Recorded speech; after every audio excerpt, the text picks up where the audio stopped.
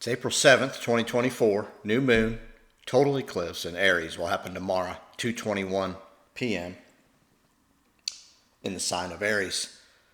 It's a total eclipse. Yeah, it'll cross the country, the X, all that. You all can do research and wherever you want. I've always talked about, and I will continue to, and I'll remind you here, some simple energetic things we'll deal with here. In the end, it's about you understanding you. It's always been that way. We're in a simulation, and the sooner you realize that, the better you'll be, and the better and more you'll understand. This is a unique time, as Aries is the first sign of the zodiac. It's where the will of who we are and who we're trying to become, the spark has to be created. You light that flame to get going, not knowing where it's headed, okay? You have to kind of understand that wherever Aries is in your chart, or when you learn about Aries, the sign and the ruler Mars, and how you must deal and best can handle the energies of Aries. It's about like igniting, right? Getting it going, having the will. Not sure why, but deep within you, you know you need to start something. So the beginning is just that. And it's you. It's you that need the change, and you that won't need to see things. That's what's going on. This total eclipse is, and eclipses in astrology, I've explained forever. It's about the universe coming to you and say, look, I'm trying to show you you're either worse off or better off than you think you are.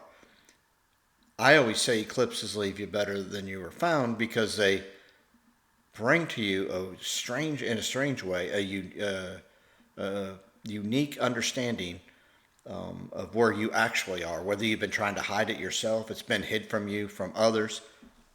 This is where you must face who you are, where you are, and what you're trying to accomplish here, and get moving again. It's you need to ignite this thing, right? It's the ruler of the first house. It's ruler of the dawn of a new beginning, right? A springtime. Seeds are to be planted here. What you grow at this point, you don't even know. But you know something needs to be planted. You have this instinctual side. You want to take something and make it better. Now, with an eclipse, I always tell people, be careful. It's more of, on one hand, I'm telling you to take action, take initiative. But because it's Aries and it's an eclipse, the first and best way to handle an eclipse is to go, okay, I must sit in the middle here and look at this from a perspective of, I'll get a lot of more of an understanding of who I am and where I am and what I am. And then I'll also then get an understanding of who others are, what they are, and how I can interact, and how I affect that, and how it affects me. That's the key here. Because this is a total eclipse in Aries, you must come to a place that you're changing. You must change. It's time. Who you're changing into, I'm not even going to try to kid yourself. There's two things I don't really mess with much when people want to talk, other than your instincts are brought into an awareness that are like from somewhere else, and it's from all that you've done, or eclipse, Uranus, and then in Uranus, but I say too Uranus / Aquarius, because Uranus rules Aquarius. It's where we seek and try to come to an understanding of how things are, not how this simulation has taught us. Okay. What I want to add before I move on to that, before I forget, this simulation is wrong most of the time, whether you want to face that or not.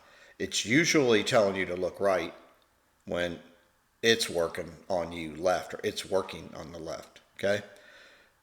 So to have all these people tell you all this is coming and now truth's here, whatever, I do think we're closer to the truth, because there's so many more people that have,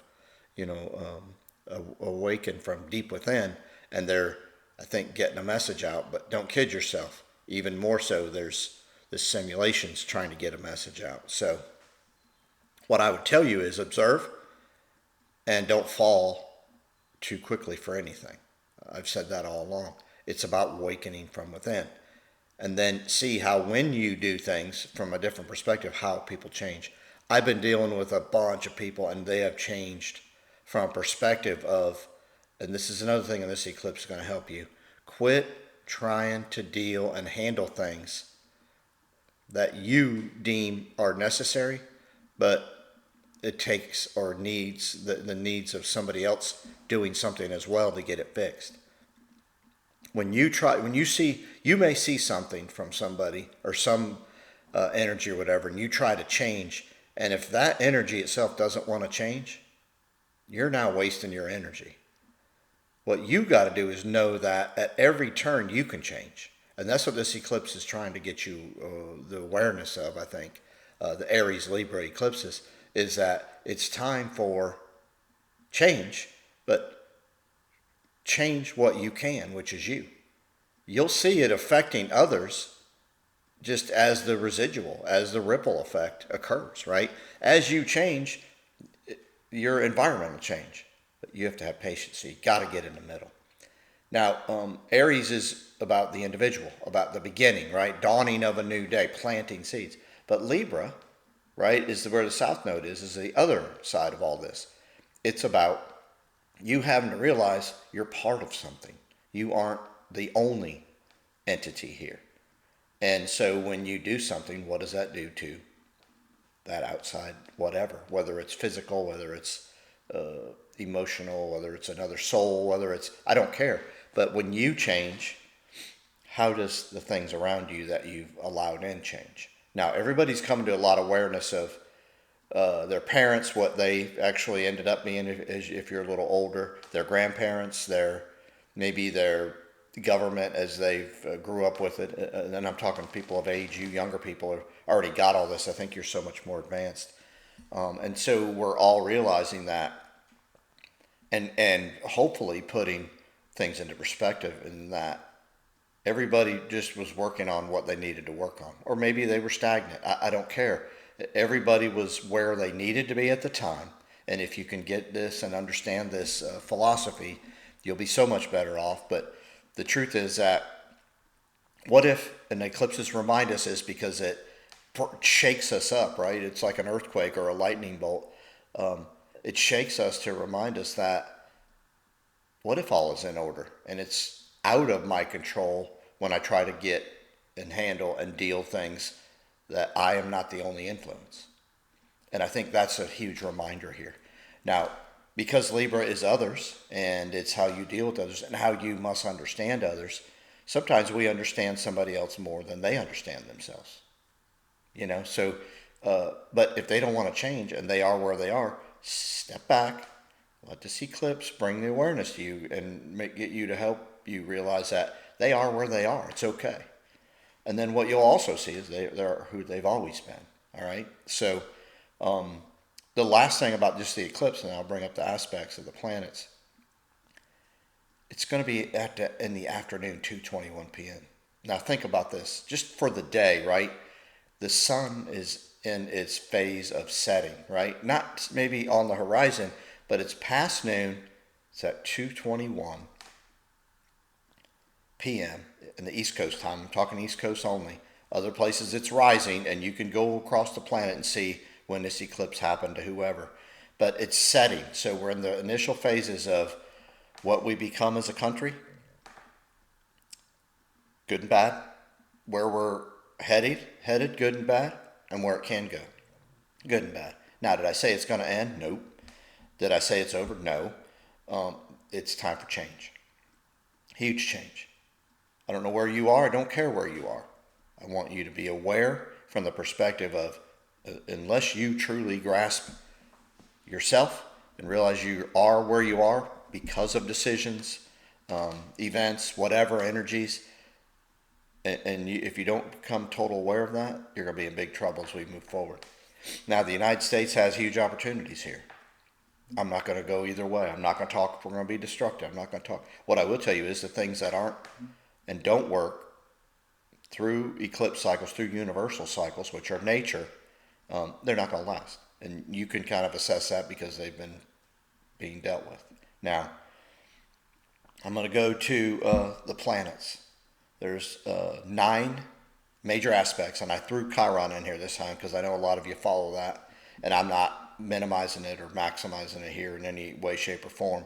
There's only 9 aspects. And guess what? 8 are conjunctions. You have 8 planets, 8 of them. Think about this, or 8 aspects of planets together. It's called a conjunction. And a lot of them are personal. There's a couple that are on the outer edge.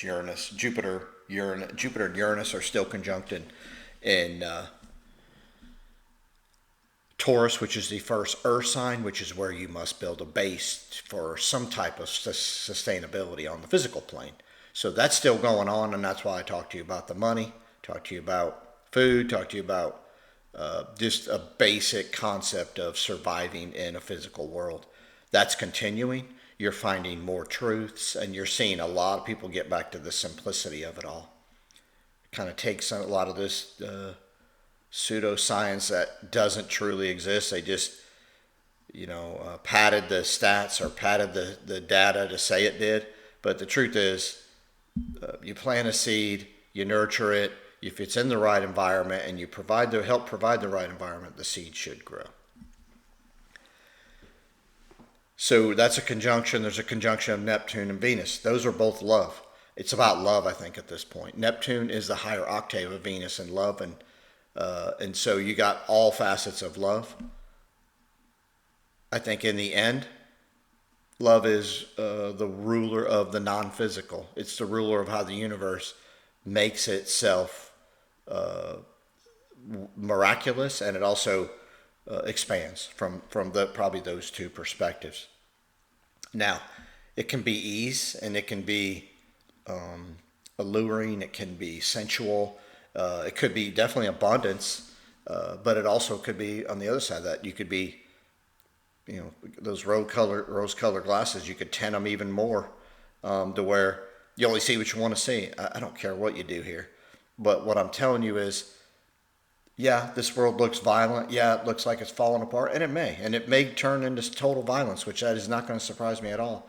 But in the end, when you dig in deep in yourself and you work on you, you don't want to be violent. You'll see. You may not like the violent things that are going on, but you realize that when I work on me, I can change this thing, and hopefully, this Neptune and Venus conjunction will help you do just that. The other conjunctions are in Mars and Saturn. Mars is the masculine side, so it's showing you. Mars is the ruler of the male perspective, so to speak, ruler of Aries. Saturn is, I think, the devil. I think it's the physical plane and how the physical plane tries to control, if it can, at all cost.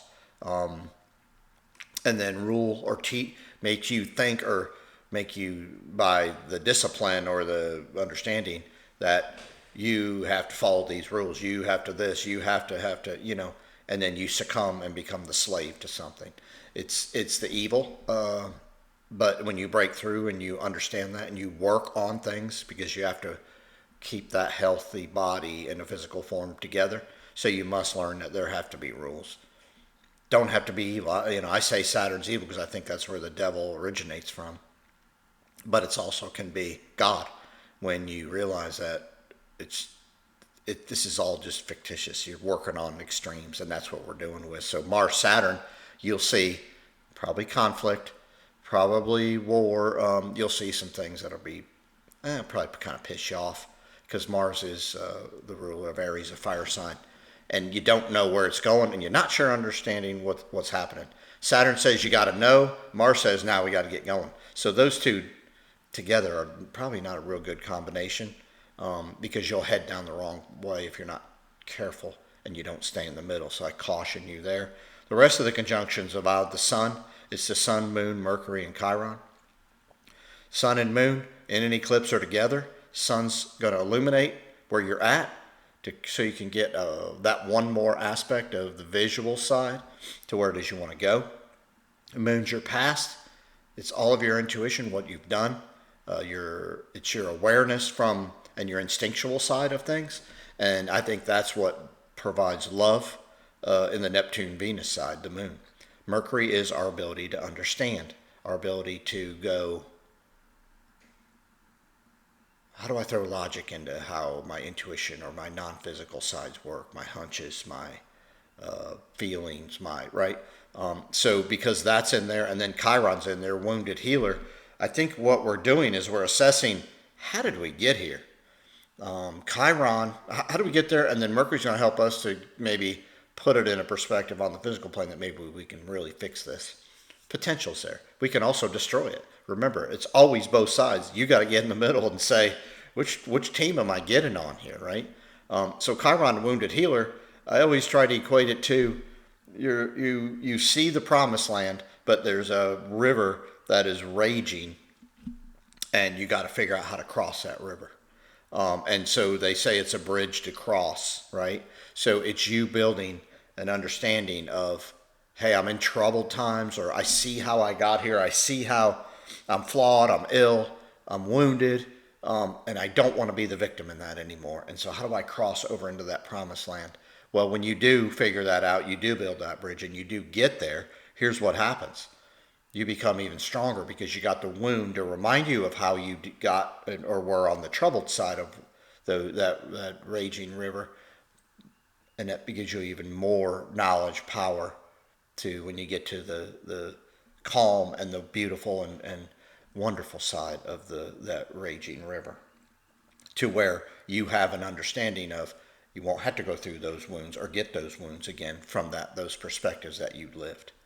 Now, we'll have the square of Pluto and Mercury. So, you're being lied to. I say this all the time. Whenever you watch something that's broadcast majorly, I'm talking majorly, from perspective at it's for control purposes, you're probably getting the opposite of what the hell's going on. I didn't even bring up any of the instances that are happening, but Pluto Mercury squared, you're dealing in and having to understand things from the perspective of their opposites, okay? So, or you're being lied to. So what I would look at is, how do I lie to myself? That's the biggest thing. It's the first thing you need to and can look at here. And then, what is the true motive behind how and what information I'm gathering? Who's the source? Do they gain monetarily or with being popular with this? Is there a motive for financial? Is there, for a chance for them to gain more control, whether it's through financial or through popularity? Or are they doing it because it's like they've changed and they're just trying to get the information out? And they might suffer in all those realms, those Saturn realms of popularity, notoriety, financially, whatever. That's the perspective I look at it from. I don't want you to do that, but I'm hoping you can consider my perspective. I put all this out. I don't put ads out there. If they put them on there, I never asked for them to. I don't look for money doing this. I do this because I've changed. And I've seen things from the perspectives of good and bad, controlling and then self-empowering. And so I'm just trying to awaken. Am I right on everything? I hope to hell not, because I still want to work on things. Should you follow everything I see? Hell no, don't follow everything I say. But hopefully I can open your mind, and then with your comments back, you can help open mine, which then when the mind opens, we find our soul. And I don't think if your mind, if you can't get your mind open, I think you truly can't find your soul. And that's the quest here. What I found was I'm instinctually driven. I've dealt with a lot of things in the past. I deal with a lot of things now. I don't know everything, and thank God I don't. The truth is ever changing, but I'm getting closer to how things are. It's how it is and how things are. And that's hopefully where you can get. I say truth, I'm trying not to. But as I look at this, things are the way they are. And the sooner you realize that and you address it, the change begins. Okay? It's when we want something more than maybe that outside source wants. So pretty much everything that you're being told from a major perspective of, listen, it always turns on, it's you're the problem, right? Climate change. Well, you drive a car. Well, you have a heater. Well, you have air conditioning. Well, all the energy is free in this universe. They found ways to control it and to get us to pay for it. Now they found ways to say, now we're really bad because we're too luxurious, too whatever. it couldn't be further from the truth. I think when you dig down and go deep within, you realize you don't need much. And it's okay to have things, to have a life that may have a little comfort to it. It's not taking a toll on the planet. I hate to tell everybody that. This planet regenerates itself. Think about when there's droughts in Colorado, how does the river stay full? Think about the geyser, right? The geysers. If you do any research on oil, there's more capped oil fields that have as much, if not more, pressure than any oil field we've ever drilled for. And we capped it because we didn't need it at the time. And guess who? The U.S. is sitting on a lot of that. There's more gold out there than you could imagine. I think gold comes from universal energy, and it's created from a force that the universe can create. I think we know that, and I think the U.S. is sitting on a lot. So if you want to dig into anything, I'd like to find or hear about things you've discovered that maybe we're lied to, or maybe we have been misguided. And I'd like to have you comment back to me of things you know. I know there's a ton of gold on the west coast of the U.S. I know there's a ton of oil on the west coast of the U.S. up into Alaska. I feel like gold is like the oil of the earth, or the blood of the earth, and that it replenishes. And that I don't think we're as great as we want to say we are as a humankind on this physical plane, but I think we are on a soul level, on a universal plane. I think our ability to create and our ability to exist and provide and expansion, beauty, love, I think it's unlimited from a soul perspective. I don't think we're that great from a physical perspective. My opinion, I'm going to stop there. Good luck on this eclipse. And I'm hoping you waited till the end, because do not look at these eclipses. I don't think it's for us to do. I think we need to feel.